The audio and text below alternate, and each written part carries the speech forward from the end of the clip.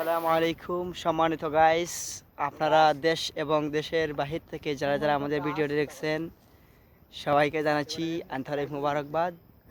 আজকে আমরা এসে উপস্থিত হয়েছি বাংলাদেশের খানাইঘাট উপজেলার একটি ক্রান্তীয় অঞ্চলে। আপনারা দেখতে পাচ্ছেন এই পাহাড়ের সৌন্দর্য, পাহাড়ের প্রাকৃতিক নিদর্শনগুলা খুবই সুন্দর দেখাচ্ছে। চারদিকে শুধু গাছ আর পাহাড় দ্বারা বেষ্টিত এলাকা। পাহাড় দেখতে আমার খুবই ভালো লাগে। আমার সাথে এসেছেন আমার সহপাঠীরা, এরা খুবই ক্লান্ত হয়ে গেছে হাঁটতে হাঁটতে। এখন এরা এই ক্লান্ত হয়ে গাছের নিচে বিশ্রাম নিচ্ছে। আমার এই সহযোদ্ধা আমির চলে এসেছে। আমির আপনার সম্পর্কে কিছু বলবে। ভাই, এই যে আপনি এই পাহাড়ের মধ্যে আসলেন, আসার পরে আপনার অনুভূতিটা কি একটু বলেন। খুব ভালো লাগতেছে। আসলে হঠাৎ করে এসব জিনিসের সম্মুখীন হওয়া একটা ভাগ্যের ব্যাপার। আর আমরা সফরে এসেছি, খুব ভালো লাগতেছে। এই যে আপনি খুব ভালো লাগছে, আলহামদুলিল্লাহ। আমরা আচ্ছা আচ্ছা, চেষ্টা করবো আরো সামনে যাওয়ার। আরো সামনে অনেক জি ওদিকে আরো পাহাড় রয়েছে ইন্ডিয়ার কাছে। যদি আমরা সবাই সহযোগী একসাথে। যে আপনি যে বলছিলেন এই পাহাড়ের উপরে এই যে কি যেন একটা গ্যাস পাম্প না কি রয়েছে, আমি অবশ্যই মানুষের মুখে শুনেছি এই পাহাড়ের উপরে নাকি আমাদের বাংলাদেশ যারা আছে, আমাদের বাংলাদেশের বর্ডার গার্ডে এই পাহাড়ের উপরে একটি জায়গা রয়েছে, এই জায়গার মধ্যে গ্যাস পেয়েছিল।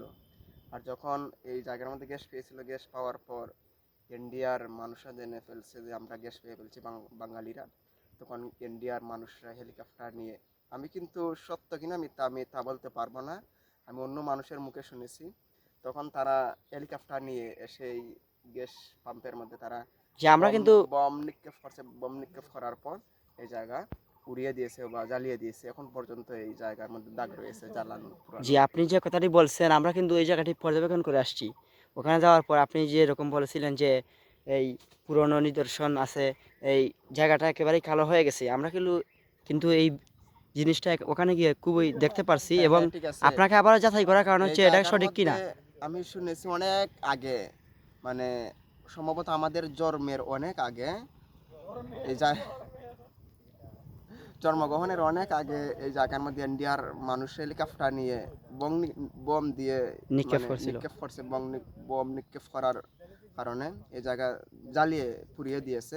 তার জন্য এখন পর্যন্ত এই জায়গার মধ্যে কোনো গাছ জাতীয় কোনো জিনিস হয় নাই, মানে বিষাক্ত বম নিক্ষেপ করছে। ধন্যবাদ ভাই, আপনার কাছ থেকে মূল্যবান সময়টুকু আমাকে দেওয়ার জন্য। সম্মানিত গাইস, আপনারা দেখতে পাচ্ছেন এই যে আমার সহযোদ্ধারা এই গাছের নিচে বিশ্রাম নিচ্ছে। ভাই, আপনাদের অনুভূতি কি?